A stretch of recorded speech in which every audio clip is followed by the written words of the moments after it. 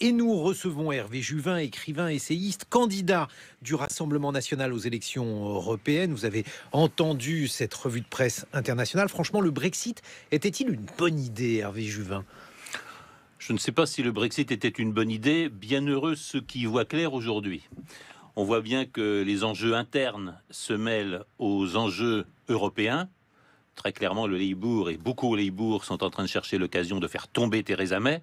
Je ne suis pas sûr que ce ne soit pas non plus la recherche d'un certain nombre de conservateurs qui se verraient bien à sa place. Tout ce qui se passe n'est pas non plus une très bonne nouvelle pour l'Union européenne. D'abord parce que nos amis britanniques ne sont pas les seuls à juger qu'un club dont on ne peut pas sortir, ça s'appelle une mafia. Ensuite, parce qu'on voit un certain nombre de déclarations, celle de Donald Tusk vouant à une place spéciale en enfer les Brexiteurs, Valérie Pécresse appelant à punir sévèrement les Britanniques qui ont voulu sortir de l'Union européenne. C'est pas très convenable entre des alliés historiques comme l'ont été si longtemps la Grande-Bretagne et la France. J'ajouterai un dernier mot. Je crois qu'à l'origine de la crise politique que nous vivons et du moment politique que nous vivons, et notamment des Gilets jaunes, il y a le déni du référendum de 2005, il y a le déni du non français et du non néerlandais à la Constitution et au projet de Constitution européenne. Vous savez que ce référendum a été refusé chaud, il a été servi froid, sans vote populaire quelques années plus tard par Nicolas Sarkozy. Il y a là une rupture démocratique majeure. Quand je lis la lettre du président Macron à l'Europe, je remarque d'ailleurs qu'elle a fait un flop à peu près partout et elle a été sévèrement contrée par le nouveau leader du parti conservateur allemand. J'observe que c'est pas très convenable ce qui est écrit à l'égard des Britanniques. En gros, ces pauvres Britanniques auraient été trompés par de la propagande étrangère, ils auraient été victimes de mensonges. Il faut tout simplement annuler leur vote et qu'ils reviennent, comme si de rien n'était, sur le chemin de l'Union européenne. Ça s'appelle pas de respect de la démocratie. Je rappelle simplement que le référendum britannique qui a conduit à ces négociations a été l'objet du plus grand nombre de votes de toute l'histoire britannique. Il y a eu, je crois, 31-32 millions de votants. On balaye pas ça d'un revers de la main. Et quand on veut balayer ça d'un revers de la main, ça veut dire qu'on n'a pas beaucoup de respect pour la démocratie, on n'a pas beaucoup de respect pour le peuple britannique. Hervé Juvin, j'ai lu que vous aviez décidé de devenir candidat pour le Rassemblement national aux élections européennes, notamment parce que le Rassemblement national avait décidé de ne pas mettre la sortie de l'euro dans son programme. Oh, ça n'est certainement pas ce qui m'a décidé. J'ai en effet... Est-ce que c'était un point important ? Est-ce que, par exemple, si Marine Le Pen avait conservé la sortie de l'euro dans son programme, eh bien, vous auriez renoncé à ce projet de la rejoindre ? Écoutez, ma décision ne s'est pas faite comme cela et ça ne s'est pas posé de cette manière. Il se trouve que j'ai publié un certain nombre de notes, j'ai publié un certain nombre de documents qui disent cette question. La sortie de l'euro, c'est une stupidité. La France sortant seule de l'euro, c'est une stupidité. Et d'ailleurs, les principales victimes en seraient les Français les plus démunis, dont l'essentiel de l'épargne c'est en assurance vie et l'essentiel de l'épargne est en obligation publique. C'est donc que l'Europe n'est pas intégralement mauvaise. Si vous consultez les populations européennes, elles sont plutôt assez contentes de l'euro. Je veux consulter Hervé Juvin, c'est-à-dire vous. Les populations européennes sont plutôt assez contentes de l'euro. Il faut établir ce constat. Il faut établir aussi le constat qu'il y a des faiblesses structurelles dans l'euro, notamment les gains considérables de la zone marque et les pertes, les déficits considérables du pays du Sud. Il faut réformer cela. C'est pourquoi j'appelle pour ma part une réforme de la gouvernance de la zone euro. Et puis probablement, est-ce qu'il faut des mécanismes qui fonctionnent entre le Nord et le Sud ? Et aujourd'hui, on ne les a pas trouvés. Par exemple, à quoi penseriez-vous, Hervé Juvin ? Sur la gouvernance, la Banque Centrale Européenne est indépendante. Elle est indépendante de tout sauf de la stabilité de la monnaie. Les grandes banques centrales dans le monde, pour la plupart, ont aussi dans leur cahier des charges des objectifs de croissance, certains des objectifs de plein emploi, des objectifs des comptes extérieurs. Probablement, est-ce qu'il faut réformer la gouvernance de la Banque Centrale Européenne ? Et puis ensuite, on ne peut pas assister sans rien faire à un mécanisme qui veut que l'Allemagne ait aujourd'hui accumulé quelques 700 à 800 milliards d'euros d'excédents sur les pays du Sud, quand l'Espagne et l'Italie ont chacun 300 et 400 milliards de déficit. On arrive à un monde irréel et contrairement à tout ce qu'on nous a promis, l'euro ne fait pas la convergence, l'euro est en train de faire gravement diverger les économies européennes. Hervé Juvin, je l'ai dit, vous êtes une sorte de prise de guerre pour le Rassemblement national, vous êtes un intellectuel, on vous doit plus d'une dizaine d'ouvrages, certains ont été publiés chez Gallimard. Qu'est-ce qui incite un intellectuel comme vous à rejoindre le Rassemblement national qui n'a pas nécessairement bonne presse dans les milieux intello ? D'abord, je n'ai pas rejoint le Rassemblement national. Je suis candidat indépendant sur cette liste. Bon, C'est un peu une formalité. Vous avez raison. Très clairement, je crois que l'avenir est à la nation. Très clairement, je crois que l'avenir est aux partis populaires nationaux. Et j'ai pensé qu'il était utile, à l'âge que j'ai, par rapport à mon parcours, notamment d'essayiste et d'écrivain, je pense qu'il était utile, je le dis avec un peu d'ambition, de réécrire le vieux logiciel de la droite populaire et nationale. Pourquoi? Essentiellement pour une raison bien simple. Notre vie politique, depuis 30 à 40 ans, est totalement dominée par la prétendue science économique. Et elle est totalement dominée par ces deux affirmations de Margaret Thatcher, aussi fausses l'une que l'autre: il n'y a pas d'alternative, et la société, ça n'existe pas, il n'y a que des individus. Je pense que le temps du jeu est fini, le temps du nous commence. Et je pense que chacune et chacun se rend compte que c'est la société qui assure la confiance, la sécurité et le bonheur, beaucoup plus que les talents individuels dans un monde réduit à une jungle. Ça veut dire que c'est l'écologie, comme science des systèmes vivants complexes, qui doit prendre le pas sur l'économie. Et ça, si je peux le mener, ce sera mon combat pour les années à venir. Alors, on va séparer cette formulation parce que effectivement, c'est un peu la marque de fabrique de vos ouvrages. Vous êtes censé avoir apporté l'écologie au Rassemblement national. La première partie de votre discours, il pourrait très bien convenir à un parti de gauche, voire même d'extrême gauche, dire voilà, la société doit prendre le pas sur les individus, c'est le nous qui doit l'emporter. Pourquoi ne pas avoir rejoint un parti de gauche? Qu'est-ce qui vous sépare de la gauche dans ces conditions, Hervé Juvin? De ce qui s'appelle la gauche actuelle, c'est très simple, c'est la citoyenneté, c'est la nation. Quand je dis que le je doit le céder au nous, c'est le nous citoyen, c'est le nous républicain et c'est le nous national. Je crois que la gauche, convertie au mondialisme à la fin de l'époque Mitterrand, la gauche qui ne sait pas se départir d'un internationalisme naïf et totalement dépassé, n'arrive pas à poser le problème des frontières, donc elle n'arrive pas à poser le problème des limites, et donc elle ne pourra pas être dans la révolution écologique qui s'annonce. Parce qu'il n'y aura pas de révolution écologique sans tenir compte des limites, et il n'y aura pas de révolution écologique sans tenir compte des frontières nécessaires qui assurent la diversité des sociétés humaines, aussi importante que la diversité des espèces animales et végétales. Mais Marine Le Pen est très mondialiste, par exemple. Elle apprécie Donald Trump, elle a cherché à le rencontrer, elle marque son intérêt pour Viktor Orban, le Premier ministre hongrois. Bref, vous avez juste une autre mondialisation que celle que vous prêtez, par exemple, à François Mitterrand, Hervé Juvin. Je crois que la mondialisation que vous attribuez généreusement à Marine Le Pen n'est pas du tout celle de l'ouverture des frontières, des traités de libre-échange et de l'idée de la planète démocratique où tous les hommes sont les mêmes. C'est plutôt l'alliance des nationaux. C'est plutôt l'alliance de ceux qui croient, comme l'a dit Donald Trump, que les frontières comptent. Donald Trump a dit un pays qui ne sait pas défendre ses frontières est un pays voué à disparaître. C'est la grande crainte que j'ai pour l'Union européenne et aussi pour la France. Mais alors, effectivement, j'ai lu l'un de vos derniers ouvrages, enfin en l'occurrence le dernier, France, le moment politique, il a été publié aux éditions du Rocher, et vous insistez sur votre amour de la France. Et je me suis dit, mais finalement, qui vise-t-il? Qui n'aime pas la France, Hervé Juvin? Oh, ma réponse est bien simple. Nous avons fabriqué depuis une trentaine d'années une pseudo-élite qui truste les postes de commandement à la fois dans les entreprises, dans la haute administration et dans ce qu'il est convenu d'appeler le monde politique, qui est persuadé que le monde se réduit à son exploitation, que les nations ne comptent plus, que les peuples sont amenés à se dissoudre dans la mondialisation et que nous sommes tous des nomades comme les autres. Qui dit ça? Regardez le discours d'Emmanuel Macron, regardez le discours de La République En Marche. C'est l'apologie des nomades, c'est l'apologie de l'ouverture. Vraiment, vous avez entendu ça? Ah, totalement. Dans le mépris Macron, pour le peuple assis sur le patrimoine, Je vais prendre des exemples très simples.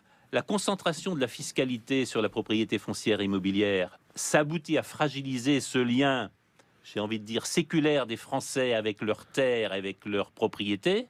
Et c'est quelque part l'idée de faire des Français des nomades comme les autres. Le fait de supprimer les enquêtes d'utilité publique, le fait de réduire de moitié les moyens de la DGCCRF, la répression de la concurrence et les fraudes, le fait de diminuer les contrôles d'État, tout cela va dans le sens d'ouvrir la France à son exploitation par les multinationales, par les fonds d'investissement, par les banques d'affaires. Tout ça est extrêmement logique. Il s'agit que la France se dissolve d'abord dans l'Union européenne, ensuite dans la mondialisation. Et il s'agit de faire des Français des nomades comme les autres. C'est contre cela que nous nous élevons. Et c'est contre cela, je crois, que l'écologie humaine dresse les digues absolument nécessaires. Sinon, nous allons disparaître en tant que nation, en tant que citoyens. Bon, ben alors je pourrais très bien vous rétorquer que la première chose à faire pour la France, c'est d'apporter du travail à ceux qui habitent ici, Hervé Juvin. Pourquoi, par exemple, Marine Le Pen ne s'est-elle pas élevée, on a cherché longuement dans son programme, il n'y a rien contre les délocalisations. Pourquoi, par exemple, ne pas les incriminer si vous considérez qu'il faut défendre nos compatriotes? Vous ne vous étonnerez pas si je ne m'estime pas responsable du programme de Marine Le Pen au présidentiel ou lors de précédentes élections. Ce que je peux dire aujourd'hui, et c'est d'ailleurs repris par un certain nombre de vos confrères, c'est qu'au programme de la liste européenne du Rassemblement national, il y a le localisme, il y a les relocalisations, il y a ces deux dispositions très simples, qui est de faire qu'une partie de l'argent collecté par une banque doit être réinvesti dans la région ou dans le département où il est collecté. Il y a cette autre disposition également simple, favoriser l'accès des PME aux appels d'offres publics des collectivités territoriales où elles se trouvent. Ce sont deux exemples parmi d'autres. Nous avons, je crois que le Rassemblement national s'est fortement prononcé contre les travailleurs détachés. Ce sont des exemples. Le localisme est à l'ordre du jour. C'est l'excellence locale qui fera notre rayonnement dans le monde. Alors le localisme, effectivement, c'est une idée qu'on vous attribue, Hervé Juvin. On dit que c'est vous qui l'avez apporté au Rassemblement national. On peut dire qu'on y retrouve la trace d'un certain nombre de métaphores de Jean-Marie Le Pen. Vous savez, par exemple, lorsqu'il disait « je préfère ma sœur à ma cousine et ma cousine à ma voisine », c'est-à-dire des métaphores qui fonctionnent très bien dans la vie courante, mais qui en réalité deviennent des erreurs logiques dans une société lorsqu'il s'agit d'organiser une société, puisque vous savez bien que on peut être locavore, c'est-à-dire vouloir par exemple manger lorsqu'on est en région parisienne des plantes ou des aliments qui viennent de la région parisienne, de l'Île-de-France. En revanche, c'est extrêmement difficile d'envisager une société complexe comme la nôtre avec des choses qui ne viendraient que de la région où nous sommes. Ne soyons pas caricaturaux, si vous le voulez bien, et vous ne l'êtes pas d'ailleurs. Quelle absurdité quand on constate que certains des vêtements que nous portons, certains aussi des aliments, ont fait 2 ou 3 fois le tour du monde avant d'arriver sur notre table. Ça veut dire simplement que notre système économique est failli. Ça veut dire que le coût de la distance n'est plus pris en compte. Je l'observe dans la colère des Gilets jaunes. La colère des Gilets jaunes, c'est quoi? C'est l'inversion du coût de la proximité. Ça coûte plus cher d'acheter les aliments produits près de chez soi. Par exemple, en Aveyron, ça coûte plus cher d'acheter du mouton de l'Aveyron que du mouton de Nouvelle-Zélande. C'est absurde, ça veut dire que le coût de la distance n'est pas payé. Le coût de la proximité, c'est aussi que ça coûte plus cher d'habiter dans une zone rurale. Je l'ai dit, de s'approvisionner auprès des producteurs locaux, de travailler dans sa région, de trouver des commerçants locaux, que d'aller s'approvisionner dans la grande surface à 30 ou 40 km où on va remplir son coffre pour la semaine. Est-ce que c'est le modèle de société que nous voulons? Il repose sur une absurdité. Le prix de la distance n'est pas payé. C'est probablement ce à quoi devrait remédier l'augmentation progressive du coût de la tonne de CO2. J'observe qu'aujourd'hui, les super-tankers, les avions low cost ne paient pas le coût de la distance. Quand le pauvre Aveyronnais ou le pauvre Breton qui doit faire 40 km par jour pour aller travailler, lui, se voit durement imposé par le prix de l'essence et par des taxes sur sa voiture. Ça n'est tout simplement pas convenable. Et c'est à cela qu'entend remédier le localisme. Si vous fermez les frontières, le pauvre Aveyronnais, celui que vous appelez ainsi, c'est une formule, bien sûr, Hervé Juvin, il va payer son pull-over beaucoup plus cher parce que, tout simplement, eh bien, ce pull-over, il sera fabriqué dans l'Aveyron et non plus en Chine ou ailleurs, et son pouvoir d'achat diminuera d'autant. Qu'est-ce que vous allez lui dire? D'abord, son pull-over, je le dis en plaisantant, sera peut-être de meilleure qualité. Je dis simplement que personne ne pense fermer les frontières. Le projet est simplement de remplacer le libre-échange par le juste échange. Le libre-échange, c'est quoi? C'est la course au moins-disant sociale, fiscale, environnementale, etc., qui fait qu'on retrouve dans nos assiettes des produits qu'aucun agriculteur français n'aurait le droit de produire, tout simplement parce que c'est produit en dehors des normes qui s'appliquent chez nous. Ça, c'est quelque chose que nous refusons. Il faut donc remplacer le libre-échange par le juste échange, et subordonner les traités commerciaux internationaux, après avoir dénoncé les traités de libre-échange, à des clauses environnementales, à des clauses sociales. Je vais vous donner un exemple qui va vous faire réagir, c'est l'exemple de Donald Trump, qui exige que les pièces automobiles importées du Mexique soient fabriquées par des travailleurs mexicains payés au moins, je crois, 12 $ de l'heure. C'est tout à fait convenable. Et c'est tout à fait convenable de considérer que les pays d'où on importe, il faut considérer les conditions sociales et environnementales de fabrication chez eux. Oui, mais alors c'est l'équation à laquelle on est confronté aujourd'hui, notamment dans la crise des Gilets jaunes, puisque ces Gilets jaunes, ce qu'ils veulent, c'est un gain de pouvoir d'achat. Ce gain de pouvoir d'achat, jusqu'à présent, il passe par la mondialisation. Si vous rectifiez d'une manière ou d'une autre cette mondialisation, vous allez être obligé d'amputer encore une fois leur pouvoir d'achat, puisque, par exemple, les voitures, si elles sont importées, c'est précisément pour que celles-ci coûtent moins cher, Hervé Juvin. Ne jouons pas les naïfs. La mondialisation a fait une poignée de milliardaires, de gens qui ont ruiné leur région et mis tous leurs voisins au chômage. L'idée que la mondialisation va abaisser les prix pour le consommateur, oui, mais fait lui un chômeur. Est-ce que c'est bien? Certainement pas. Lévi-Strauss l'a magnifiquement dit.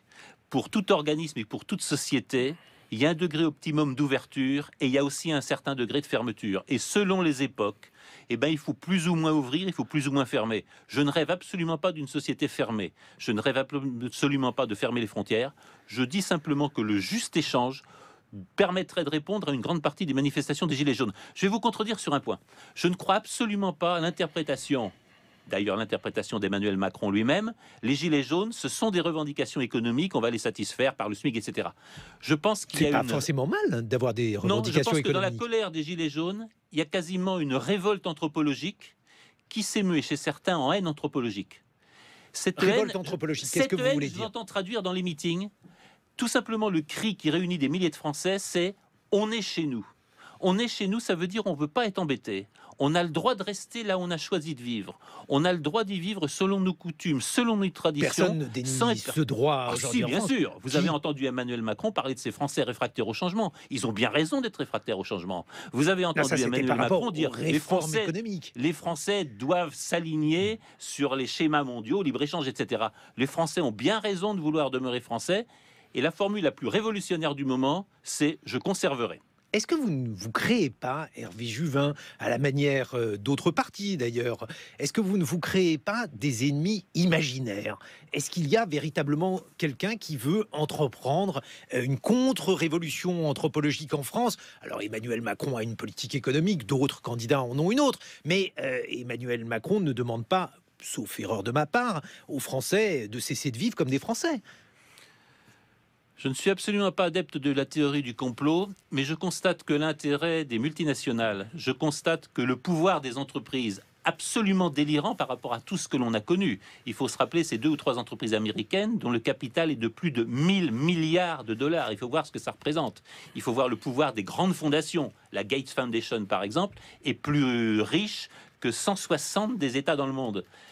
Ces gens-là ont le pouvoir d'agir dans le sens de leurs intérêts, et leur intérêt, c'est de faire de nous des individus sur un marché mondial, sans plus d'attache citoyenne, isolés, seuls et voués au désir qu'on nous afflige. Bon, on va continuer à discuter vos idées, Hervé Juvin. Je rappelle que vous êtes écrivain, essayiste et candidat du Rassemblement national aux élections européennes. On se retrouve dans une vingtaine de minutes pour tenter de comprendre finalement les articulations de votre pensée, qui est une pensée nouvelle au sein du Rassemblement national, qui marie écologie et ce que vous appelez le localisme, avec un certain nombre de références. On a entendu Lévi-Strauss, vous aimez citer Lévi-Strauss. On verra dans quelle mesure Lévi-Strauss était véritablement en accord ou pas avec ce que vous venez de dire. Il est 8h sur France Culture. Nous sommes en compagnie d'Hervé Juvin, écrivain, essayiste, candidat du Rassemblement national aux élections européennes. Il a beaucoup de points communs avec vous, François Ruffin. Il critique Emmanuel Macron, il est plutôt écologiste, et vous développez pour le Rassemblement national une forme d'écologie, et puis il est contre le capital cosmopolite. Est-ce que finalement tout ça ne vous met pas sur la même ligne politique que lui ? Il y a une chose très intéressante dans ce que je connais du positionnement politique de François Ruffin, c'est qu'en effet, il me semble très conscient de la question des frontières et de la question des limites. Et quelque part, il est en train de rompre avec l'internationalisme naïf qui fait que, d'une manière ou d'une autre, la gauche socialiste a trahi le peuple. Pour lui, cela compte. Et lui est aussi en rupture avec cette droite conservatrice qui a largement abandonné la nation. Et donc, par rapport à ce que je défendais devant vous, à partir du moment où on pense que la frontière, ça compte, et on pense que la nation, c'est probablement ce qu'ont de plus précieux en commun ces Français qui n'ont pas grand-chose, je crois que le positionnement de François Ruffin est extraordinairement actuel parce qu'il répond au moment politique. Jusqu'où ira-t-il? Je n'en sais rien. Mais il est clair que sur beaucoup de ces positions, les convergences avec les positions que je peux défendre ne manquent pas. Et peut-être est-ce qu'elles dessinent un nouvel avenir à un parti national et populaire qui soit très loin des clivages traditionnels de droite et de gauche, dont je ne sais plus très bien ce qu'ils signifient. Bon, je ne suis pas certain qu'il serait d'accord avec vous, Hervé Juvin, et qu'il serait prêt à saisir la main que vous lui tendez, mais dans ce cas d'espèce, pourquoi dans ce cas-là, tout simplement, n'avoir pas proposé à la France insoumise de vous prendre comme candidat si vous pensez qu'il y a de telles convergences? Il y a probablement... Parce qu'il y a bien quelque chose qui vous sépare de la gauche, de cette Alors je vois très gauche-là, en bien tout ce qui cas. sépare François Ruffin de la gauche insoumise et d'une grande partie de la gauche. C'est précisément cette question des frontières, c'est précisément cette question des limites, et on va probablement y venir, c'est probablement cette question des migrations. Le modèle du nomade appliqué à des Français qui n'en veulent pas. Probablement, est-ce que ça fait une différence? Il y a une autre différence. Je ne suis pas certain que je serais d'accord avec vous, François méfiant. Ruffin. Je suis très méfiant sur un certain discours anti-élite. Je vais être clair. Si nous voulons faire de la France que nous aimons une grande France, nous avons évidemment besoin des meilleurs banquiers d'affaires, nous avons besoin des meilleurs gérants de fonds, nous avons besoin des meilleurs boursiers, nous avons besoin des meilleurs banquiers. Donc Simplement, nous en avons besoin au service de l'intérêt national. Et donc, je suis très prudent devant une dénonciation des élites, une idéalisation de la France d'en bas, qui probablement répond pas aux vrais enjeux. Le grand sujet, c'est que nos grandes entreprises, nos grands entrepreneurs, nos grands banquiers soient au service de l'intérêt national. Et malheureusement, je ne suis pas toujours sûr que ce soit le cas. C'est-à-dire, donnez-nous des exemples. Vous avez travaillé auparavant en entreprise, vous avez été consultant en entreprise, Hervé Juvin. Qu'est-ce que vous avez vu en travaillant en entreprise qui soit contraire à l'intérêt national? L'idéologie dominante, c'est que le monde est en train de s'unifier, les frontières n'existent plus, et par exemple, si l'essentiel de mon chiffre d'affaires se fait en Chine ou en Asie, je peux aller mettre mon siège social à Hong Kong. Si je constate que mes dirigeants sont trop imposés en France, je mets le siège social aux Pays-Bas, et naturellement, j'optimise mes réseaux commerciaux pour facturer à partir de l'Irlande en payant moins d'impôts. C'est tout à fait normal que les chefs d'entreprise agissent en ce sens parce que c'est la doxa mondialiste. Ce que j'observe, c'est que ce sont les idées du passé. Cette vision naïve du monde comme un marché ouvert, c'est fini en Chine, c'est fini aux États-Unis, c'est fini dans une bonne partie des pays européens. Et j'ai envie de dire qu'Emmanuel Macron nous sert des idées des années 90 à un moment où le monde les a complètement abandonnées. Idée des années 90, ça, je ne sais pas, mais en tout cas, par exemple, Nicolas Sarkozy, membre éminent de la droite républicaine, cette droite que vous critiquez, Hervé Juvin, décidait de lutter contre les paradis fiscaux. En quoi est-ce quelque chose qui distinguerait le Rassemblement national? Je ne sais, peut-être est-ce qu'il l'a dit, je ne sais pas s'il a beaucoup avancé. Je constate que l'Irlande continue à piller nos recettes fiscales en attirant les sièges de nombre de multinationales, notamment des fameuses GAFAM américaines.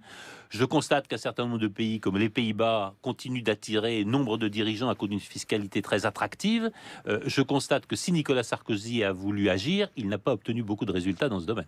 Il y a un livre qui vient d'être publié sur le Front National. Il est publié par Sophie Montel. Elle a été membre du Front National. Aujourd'hui, donc, on dit le Rassemblement national. Il s'intitule Balle tragique au Front National. Et c'est un livre assez méchant. Cette femme, Sophie Montel, dit par exemple que au Rassemblement national, il y a une seule chose qui compte, c'est l'argent, que votre parti est obsédé par l'argent, par les différentes subsides, par les prébendes que ceux-ci peuvent obtenir en devenant élus, en ayant une responsabilité locale. C'est vraiment comme ça? Vous ne posez pas la question à la bonne personne. Je vous rappelle que je n'appartiens pas au Rassemblement national, je ne connais pas Sophie Montel et je ne connais pas la plupart des gens dont elle a dû parler dans son livre. Je n'ai pas le sentiment pour Donc vous n'y êtes pas? Ah, je n'en sais strictement rien. Je n'ai pas l'impression que les gens que je côtoie et que j'apprends à côtoyer et à apprécier aient fait fortune au terme de leur mandat politique. Je constate en revanche que les difficultés du Rassemblement national pour se financer m'apparaissent réelles parce qu'il y a une espèce de loi non écrite qui veut qu'en dépit de l'égalité des Français et en dépit de l'égalité des citoyens, un parti légal ne trouve pas les moyens de financer normalement ses campagnes. C'est ce que je constate et ça va tout à fait à l'encontre de ce que vous venez de dire de ce livre que je ne connais pas et que, pour être franc, je n'ai pas beaucoup l'intention de lire. C'est dommage parce que j'aurais pu vous l'offrir après Hervé Juvin, mais alors c'est quand même assez paradoxal parce que vous parlez des banques cosmopolites et du coup le Rassemblement national, enfin jadis Front National, se finançait auprès d'une banque russe. Est-ce que pour quelqu'un d'aussi attaché que vous aux frontières, ça n'est pas un peu contradictoire? Alors, la contradiction, c'est quand un grand parti légal, peut-être le premier parti de France, ne trouve pas une seule banque française pour financer ses campagnes, étant donné qu'il y a une assurance totale d'être remboursé par les mécanismes de remboursement des frais de campagne. C'est ça qui est anormal. Que ce parti doive aller chercher à l'extérieur les crédits qui lui sont refusés en France, c'est tout simplement l'effet d'une perversion très profonde de notre démocratie, et je le dis très clairement, nous sommes sortis de la démocratie, nous sommes rentrés dans un régime... nous sommes sortis de la démocratie, nous sommes rentrés dans un régime où les libertés publiques sont gravement menacées. Corinne Lepage a publié, l'ancienne ministre a publié un long papier dans Le Monde à ce sujet. Je considère, comme un certain nombre de constitutionnalistes et de juristes, que nos libertés publiques sont en recul. La loi anti-casseurs en est exemple, il y en aurait beaucoup d'autres.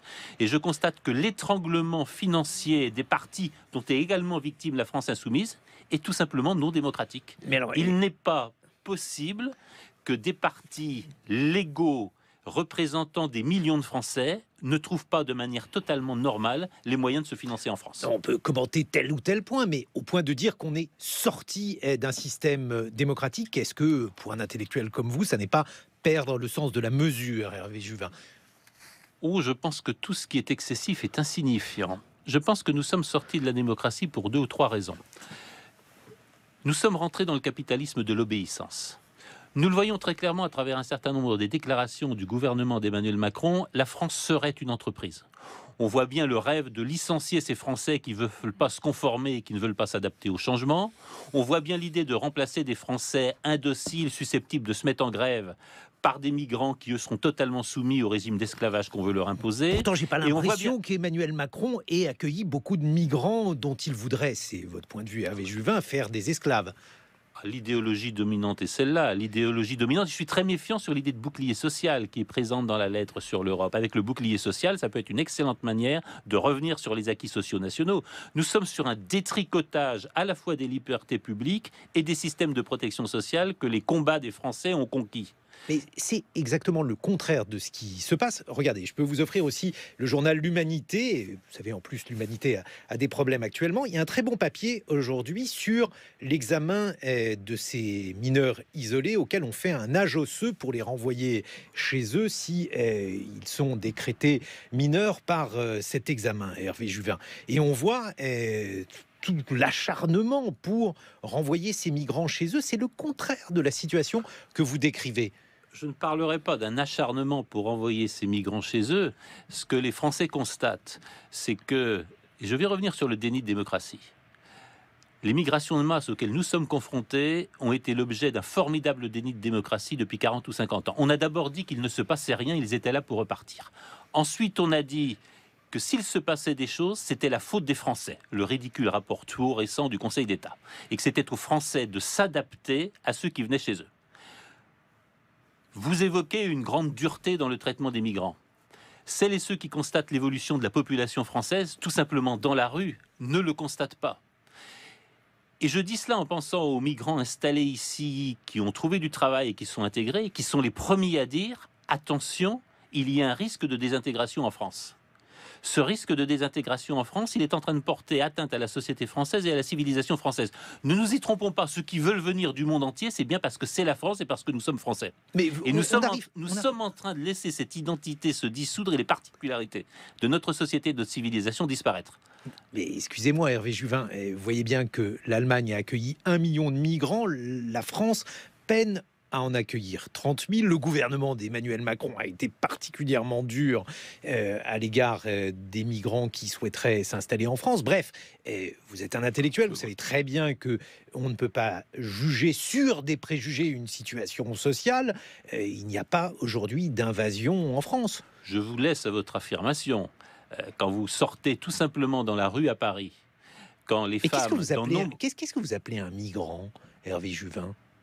Un migrant est quelqu'un qui est venu d'un autre continent, d'une autre civilisation ou d'une autre culture notamment au cours de la dernière décennie, où des forces, j'y reviens, où des forces extrêmement puissantes ont fait du migrant l'objet d'une sorte de piété laïque. La figure du migrant est devenue la figure d'un saint laïque. Ça a beaucoup gagné le Parti socialiste et ça a débordé l'ensemble dans la scène. Ça veut dire que l'individu est supérieur au citoyen. Cela, ça veut dire que nous ne pouvons plus défendre aucune particularité de société ou de civilisation. Ça veut dire aussi que nous nous soumettons à la force la plus grande. Je ne vous apprendrai rien en disant que dans le monde, une des forces géopolitiques les plus grandes aujourd'hui, c'est l'islam. Et que par vide des religions traditionnelles et par déficit de nationalité et de citoyenneté, l'islam est une force d'attraction considérable, ce qui explique d'ailleurs les conversions qu'on observe en France. Ça veut dire tout simplement qu'une partie de la terre de France est en train de devenir terre d'islam. Ça veut dire qu'en fait, un migrant, c'est un musulman? Certainement pas. Certainement pas. Ce que je constate simplement, c'est que dans les différents pays du monde que je peux croiser, mais là aussi, ça nous renvoie à l'écologie des civilisations. Vous avez des civilisations et des cultures qui s'entendent bien et où l'intégration et les rapports se passent naturellement. Et puis vous avez des sociétés ou des cultures où ça se passe moins bien. Je ne vous étonnerai pas beaucoup en disant que dans un certain nombre de quartiers de Paris, une jeune femme qui entend s'habiller comme elle le veut n'est pas très à l'aise. Dans nombre de quartiers de Paris, une jeune femme qui veut rentrer seule dans un café n'est pas très à l'aise. Je ne suis pas sûr que ce soit la France. Je ne suis même pas sûr que ceux et celles des musulmans qui viennent trouver une liberté en France qu'ils ne trouvent pas dans leur terre d'origine apprécient cette situation. Écologie des civilisations, c'est un terme que vous avez sillonné. Vous vous référez souvent, Hervé Juvin, à Claude Lévi-Strauss. Écoutez un extrait justement d'une interview de Claude Lévi-Strauss. Et c'est ainsi que Gobineau s'est trouvé amené à poser le problème de l'humanité à partir de ses plus lointaines origines, c'est-à-dire à partir des différences entre les races. Seulement, Gobineau, qui s'est fait sur la notion de race des idées un peu absurdes, mais dont il n'est pas responsable, après tout, il avait les idées de son temps, et les connaissances dont il disposait n'étaient pas du tout les mêmes que celles dont nous disposons aujourd'hui.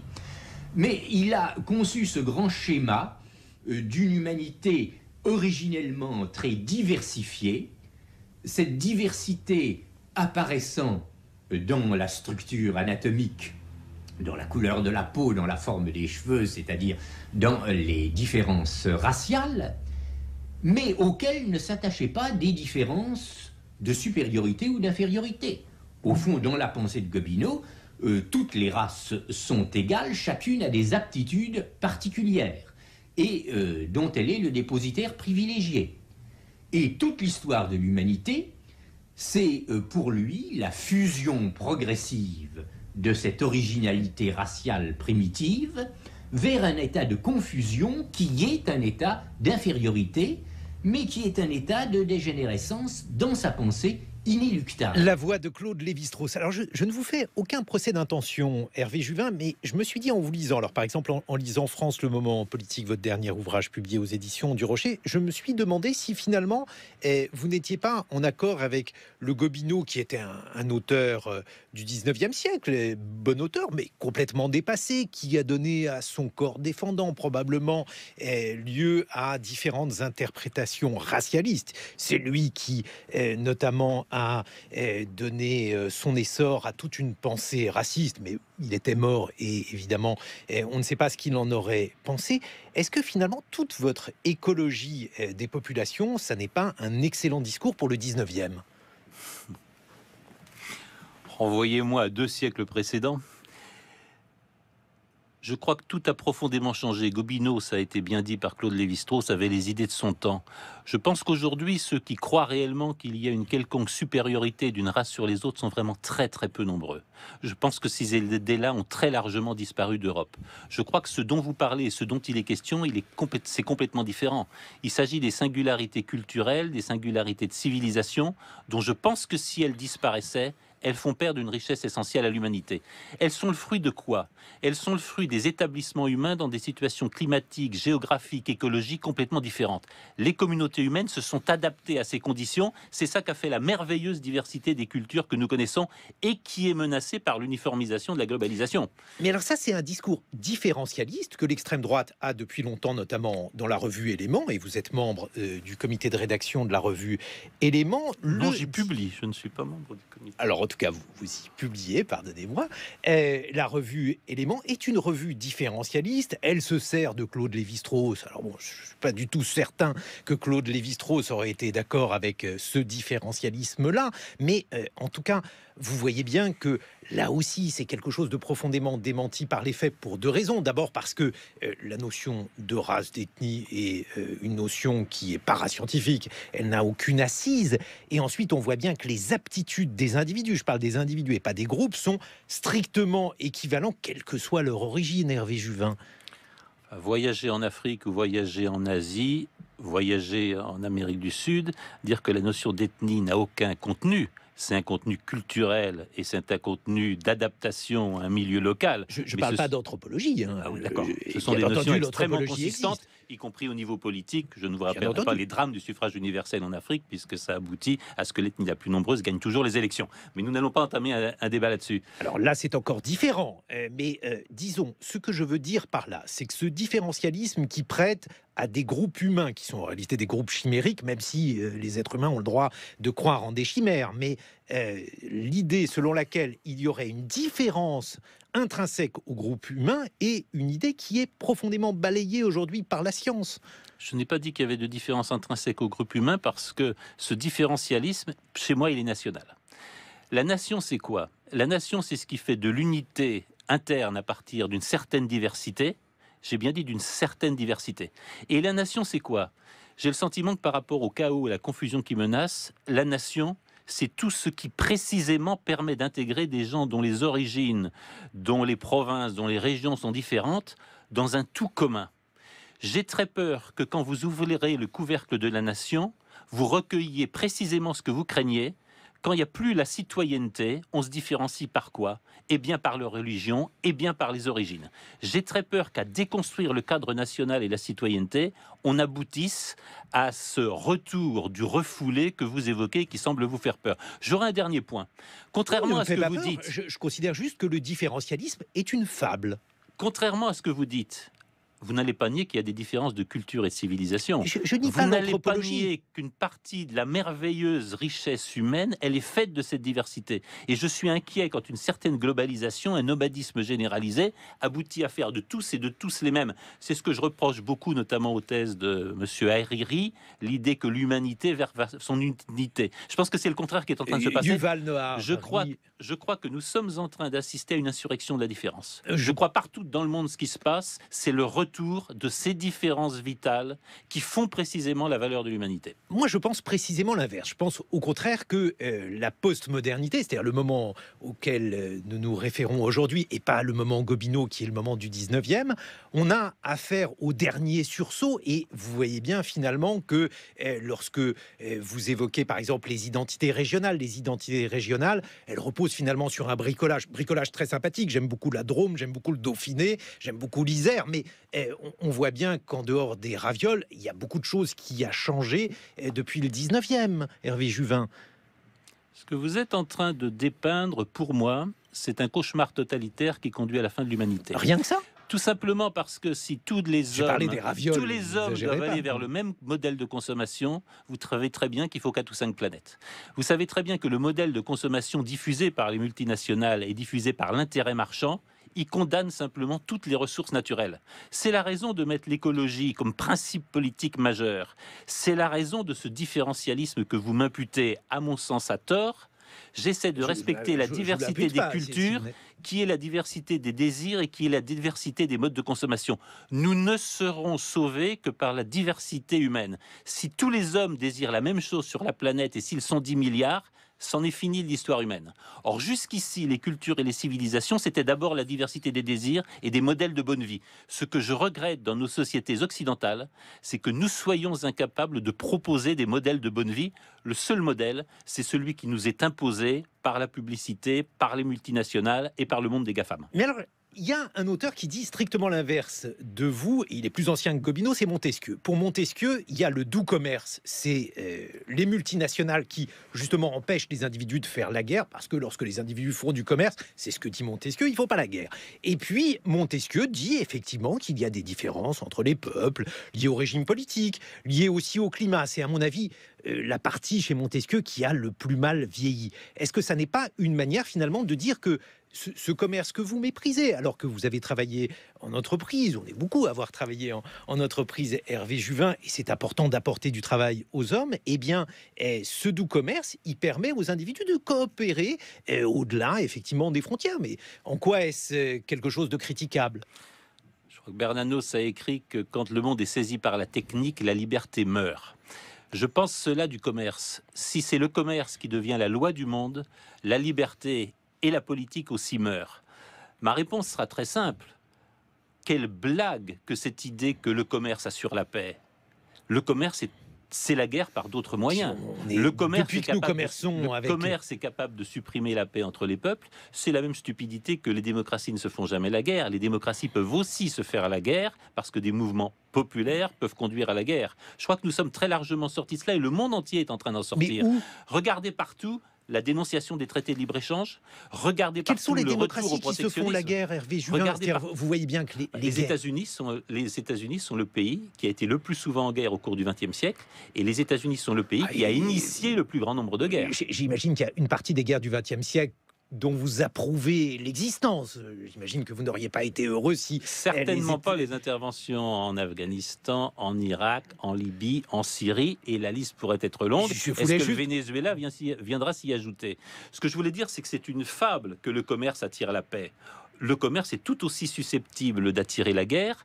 Et si j'avais un mot simplement sur ce thème, je crois que la grande menace totalitaire aujourd'hui, elle vient des GAFAM, et elle vient de la domination d'un certain nombre d'entreprises qui veulent réduire le monde à son exploitation. Ça, c'est une menace sur la survie de l'humanité, et c'est le totalitarisme mou dans lequel nous sommes en train d'entrer. Hervé Juvin, est-ce que finalement, en citant Bernanos, auteur admirable, est-ce que finalement vous n'êtes pas simplement un anti-moderne, c'est-à-dire vous considérez qu'il y a une situation qui est une situation antérieure, alors je ne sais pas moi, à la France de la révolution industrielle, une situation qui était préférable à la France d'aujourd'hui. La seule chose que je vous soupçonnerais de faire, c'est d'être dans le paradoxe, parce que je vous vois en face de moi, vous êtes un homme de la modernité aussi. Je pense exactement l'inverse. Je crois que la liberté du commerce, je crois que le tout marchand, je crois que la fin des nations, la fin des frontières, je crois que le monde est en train de s'uniformiser. Tout ça, ce sont les années du passé. Il faut tourner la page. Ce sont les idées des années 90. Il est absolument navrant de voir l'Union européenne s'y abandonner. Le grand récit qu'on nous fait, il est européen. Les réalités sont nationales ou locales. Et donc, je crois qu'être moderne aujourd'hui, c'est penser que c'est la frontière qui sauve. Ce sont les différences qui nous font survivre. Et c'est par-dessus tout la diversité des sociétés et des civilisations humaines qui fait notre richesse et qui fera notre survie. Oui, mais dans les frontières, vous avez vous-même une présentation de la France comme une mosaïque régionale. Et vous connaissez en quelque sorte les limites de ces pensées-là, de ces représentations-là du territoire. Parce qu'ensuite, on va descendre au niveau de la commune, et puis à la fin, bref... C'est impossible de faire société si on a une telle représentation des disparités individuelles. Absolument pas. Quand vous regardez la manière dont la République française s'est constituée, vous constatez au XIXe siècle un phénomène assez intéressant. Chaque département, chaque collectivité territoriale s'affirme dans son identité et rivalise pour être plus française que les autres. Vous avez quelques livres qui ont merveilleusement travaillé là-dessus. Vous avez notamment le livre de Pierre Nora, Enquête sur la France, je crois, qui montre bien comment il y a dans les lieux de mémoire également, comment il y a une sorte de compétition pour dire mais nous sommes encore, nous en Creuse, on est encore plus pleinement français que les Aveyronais. Et les Bretons viennent dire ah non, nous on est encore plus pleinement français. Il y a une sorte de compétition pour participer plus pleinement à l'espace national. Ce serait ma réponse. L'espace national, je le répète, c'est l'inverse des discriminations fondées sur l'origine, fondées sur la croyance.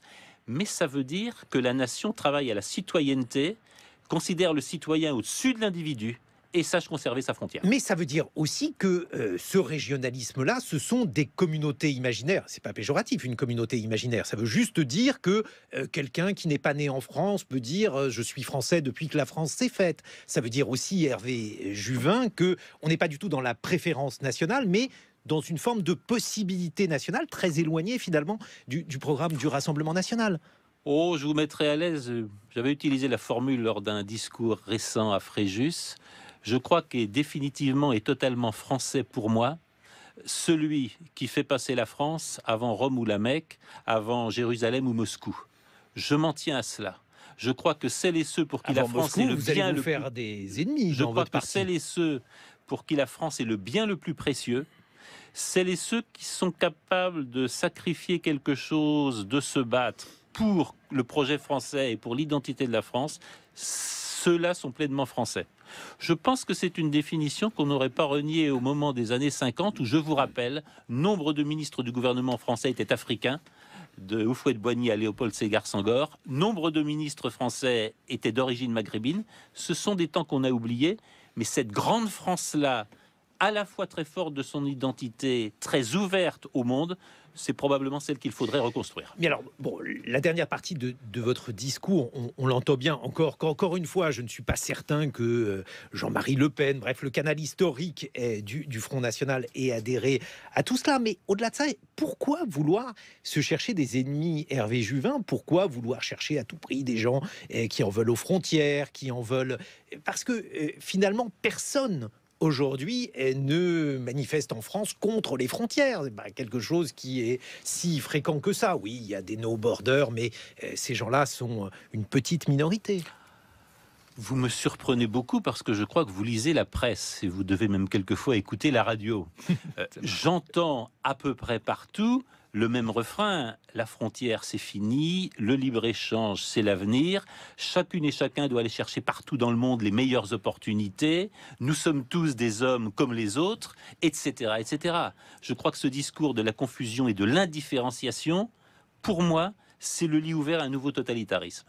Je l'ai dit, si j'avais une inquiétude politique, elle ne vient pas du tout de régime autoritaire. Je crois que les conditions en Europe sont largement dépassées. Je crois en revanche que nous sommes dans un capitalisme de l'obéissance qui peut rapidement devenir un capitalisme criminel.